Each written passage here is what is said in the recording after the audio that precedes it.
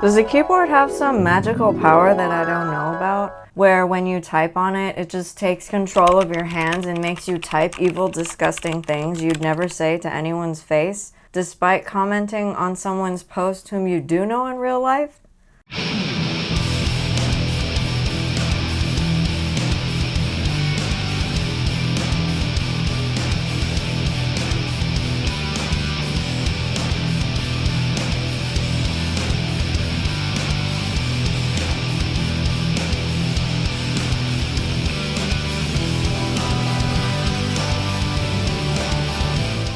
I first discovered The Social Dilemma on Netflix in 2020. When I watched it, it helped explain a bunch of weird feelings I'd been having for a few years already.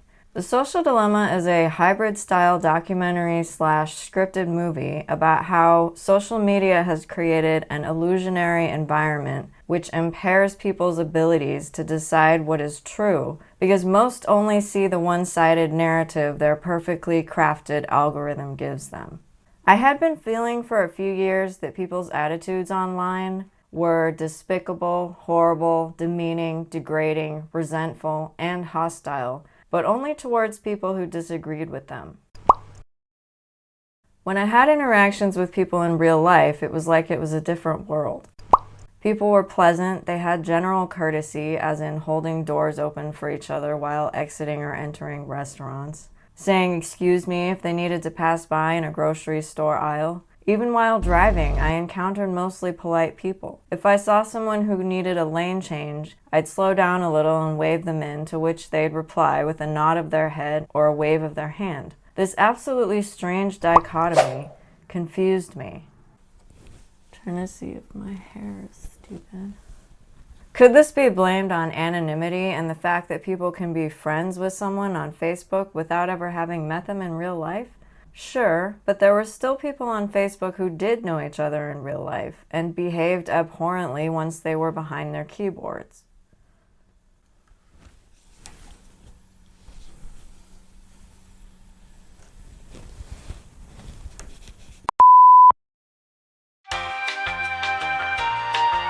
Does a keyboard have some magical power that I don't know about? Where when you type on it, it just takes control of your hands and makes you type evil, disgusting things you'd never say to anyone's face, despite commenting on someone's post whom you do know in real life?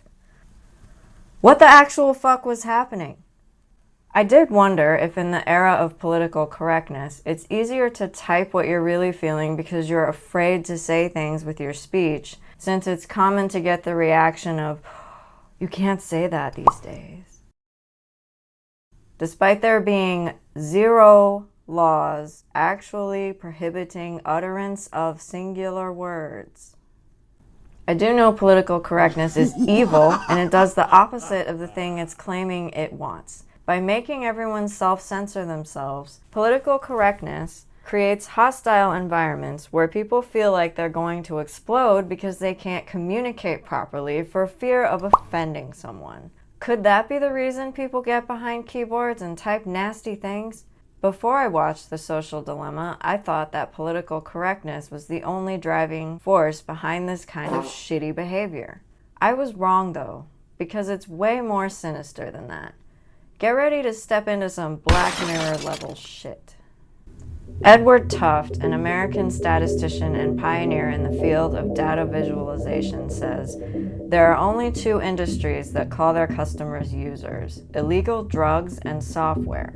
Several tech people in the documentary use the word addictive to describe the behavior of people using social media. People can't seem to put their phones down for any amount of time, including the former president of Pinterest. This is when you see that it does make sense why the software industry would call their customers users. However, just because it makes sense doesn't make it right. Sometimes things make sense for the wrong reasons. Customers definitely do feel like users, which explains the texting and driving problem that I never understood myself. When I'm driving, that's my focus. I'm in control of my vehicle, and I'm responsible if anything happens to me or the other passengers or the other drivers around me. I am someone who does like my phone, and I use apps on it to chat with people mostly. So I will get the occasional notification bell sound on my phone even when I'm driving. However, when I am driving, my priority is driving, because driving can be dangerous even when I'm not distracted. Since I know this, I make the choice to refuse to let my phone distract me. The notification bell is not important when I'm driving, and I don't understand why someone would feel that answering a text would be more important than keeping control of your vehicle. So the only thing I can conclude is that people really are addicted to their phones, much like they would be addicted to OxyContin. You know those commercials where they're discouraging texting and driving, and the text that they show at the end always says something stupidly simple like, "On my way." I always think, if I'm driving somewhere and my friend texted something, probably something like, "Are you close yet?" To me, it's like I would be there in 5 minutes, in person, to see my friend who just texted me. Sure, my friend I'm going to see may get anxious for 5 minutes that I didn't respond to the text. But if they know I'm coming, I'm willing to let them feel their anxiety, because at least I won't be dead or seriously injured because I replied. I'd rather be alive, get there, and have my friend scold me for not answering, than be in a coma in the hospital with my friend feeling even worse because their text killed me. Don't you think your friend feeling devastated would be a worse feeling? Pick your battles. A little anxiety is better than a lifetime of grief and guilt because you killed your friend. I don't know if people understand that. It's almost like they can't see into the future and predict just a little bit. This is where the what if is a good thing. Something I tell all my friends is, if we have planned to meet and I do not answer texts while you know I'm coming to meet you, it's because I'm driving.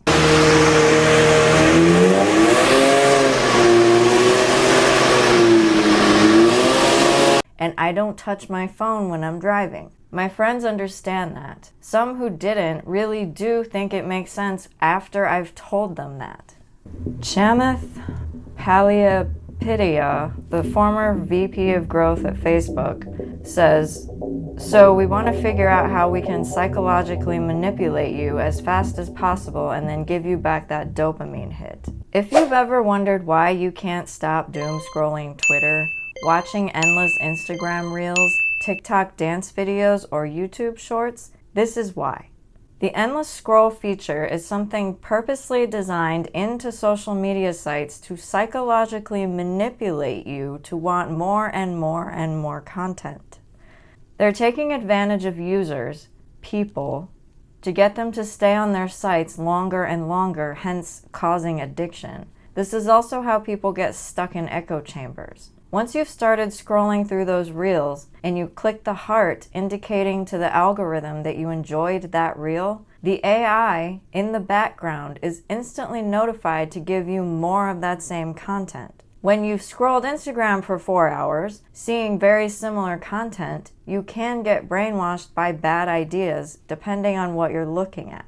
If you keep hearing the same things said over and over again, you start believing those things are true. This emphasis on repetitiveness is exactly how cult leaders snag people. No one willingly joins a cult. They always get innocently sucked into them, and it's because of shit like this. Now, I'm not saying Instagram reels are all run by cult leaders, obviously, but once you get susceptible to an idea that's repeated to you over and over, seemingly because you think you choose to look at it, but it's actually working behind the scenes to brainwash you. If you were really in control of choosing, you would stop looking at the reel the AI gave you. You would go find something else to look at. You wouldn't just settle for the next automated reel to pop up. If people would realize that most of the reels are just people's opinions, they might not have been sucked into an echo chamber. But then again, this is where I think political correctness has fucked us all over. How it did it, I don't know. But political correctness has somehow taught people that opinions and facts are the same thing. The reason I think this is because when someone states their opinion, they act like if anyone disagrees with them, the other person is wrong and they are told to shut up. There's nothing inherently wrong with thinking your opinion is correct. However, there is something wrong when you think your opinion is correct and you don't want to hear any other competing opinions. Opinions are not facts. I think this is where opinions and facts become intertwined in some people's minds. I saw a BuzzFeed video a long time ago where someone said, "Everyone likes Beyonce, that's just a fact." Now, this comment may have been a joke, but it's shit like this comment that confuses people. This is untrue, by the way, because I don't like Beyonce. Just because an opinion is held by the minority, it doesn't make it right, and it doesn't make it a fact. We see this in history. It used to be a majority-held opinion that bloodletting was a helpful medical practice. Now that we know bleeding out is a bad thing, we don't hold that opinion anymore. Back in medieval times, though, they thought it was a medical fact. Sandy Parakilis, former operations manager at Facebook, says, "We've created a system that biases towards false information, not because we want to, but because false information makes the companies more money than the truth." Greed is a powerful sin that often goes hand in hand with corruption. I think this is similar to how journalists used to be known as media hounds, because they'd pounce on anything if they knew they could get a juicy story, almost like dogs attacking a piece of meat.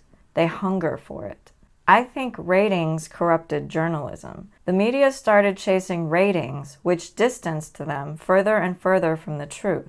It used to be the journalist wanted to get to the truth because the truth was the juicy bit of the story. The truth is sometimes known as ugly because when it's uncovered, it's not something people find pleasant, yet they still feel relief when they hear it. Now, journalists treat the truth as an ugly thing for a different reason. Now, the journalists treat the truth as something to be shunned and discarded because apparently it's not as profitable as making shit up and brainwashing people every night on CNN. Headlines always use inflammatory words and language designed to make people feel outraged so that they don't think rationally. We're seeing that now with the Don't Say Gay bill. There's people losing their minds on TikTok because they literally think the bill says that you can't say gay in the state of Florida, which is false. Jesus Christ. I learned from one of the Deprogrammed with Carrie Smith episodes that the emotional part of a person's brain and the rational part of a person's brain cannot work at the same time. If you are emotional, you are not thinking clearly. If you are thinking clearly, you are not going to be emotional. The fact that journalists tap into the emotional part of people with their headlines is by design. They now work to hide the truth by distracting you with some emotional headline that pisses you off or makes you sad. I always thought it was weird how dramatic the weather segment of the news became. It used to be, "Today we'll see a high of 20 degrees with some sunshine later in the afternoon." Now it's, "Today we'll see a chilling high of only 20 degrees and the sun won't show itself till the afternoon hours. It'll be cold and dreary." It's again this concept of injecting opinion into the statement so the fact is convoluted amidst a bunch of words designed to poke your emotions. I already felt a few years ago that journalists were starting to put their own opinions into the news stories, and I felt it was wrong back then. Now it's gone out of control and they've turned into propaganda machines. Fiction is when it's okay to broadcast your opinions, but not when you're a journalist. I feel like the journalists have been manipulated as well, because once they started having to be politically correct since they're broadcasting things to a mass audience, then it became easy for the bad guys to influence the journalist into saying what they wanted, hence turning it into propaganda. Tristan Harris, a former design ethicist at Google, says, "It's a disinformation for profit business model. You make money the more you allow unregulated messages to reach anyone for the best price." When social media shows you ads with a specific message that causes an emotional reaction, you're more likely to share something or click on something without thinking about what you're actually sharing. Ads to make money is not inherently bad, but when used by companies who want to push a certain agenda, it can be used for nefarious purposes. I saw this a lot with the woke commercials, where they pushed out all kinds of information about the pandemic, trying to guilt and shame people into making decisions based on their emotions. No one looked at the pandemic objectively. Why do you think the woke people always said, "You're killing someone's grandma if you don't follow these rules"? They're trying to initiate that gut reaction of, I'm not a bad person. They were trying to make people defensive and make a rash decision. Those of us who didn't get affected by this kind of messaging were disturbed by it. I was disturbed that the media was behaving like a bully towards the general public. I was disturbed that the media took it upon themselves to decide whether I was a good person or not.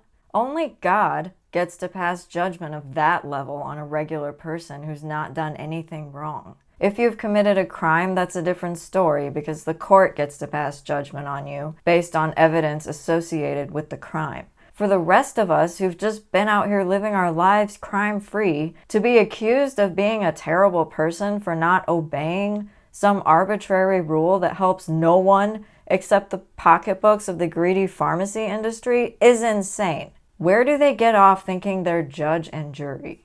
Roger McNamee, an early investor, venture capitalist, and Facebook, said something really creepy.